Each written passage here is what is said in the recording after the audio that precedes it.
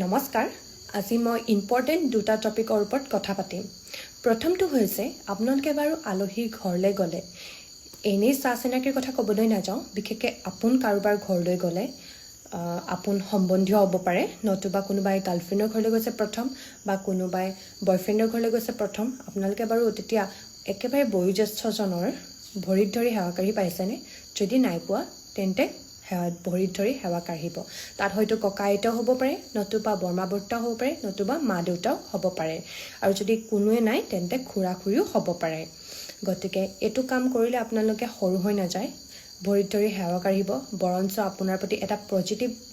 vibes আহিব তেখেতলোকে ভাল পাব আৰু আপোনাও আশীৰ্বাদ যেহেতু ডাঙৰ আশীৰ্বাদটো ল'ব লাগে গতিকে আশীৰ্বাদ ল'লে আপোনালোকক সৰু হৈ নাযায় আৰু 2 নম্বৰটো হৈছে আপোনালোকক যেতিয়া আলহীৰ ঘৰত বহিবলৈ দিয়ে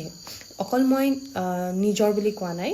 সকলোৰে ঘৰত যেতিয়া বহিবলৈ দিয়ে ভৰিৰ ওপৰত ভৰি তুলি বহে নেকি এইটো বহুতেই আনকি ডাঙৰো বহুতেই ভুল কৰে যেতিয়া আপোনাতকৈ বয়সত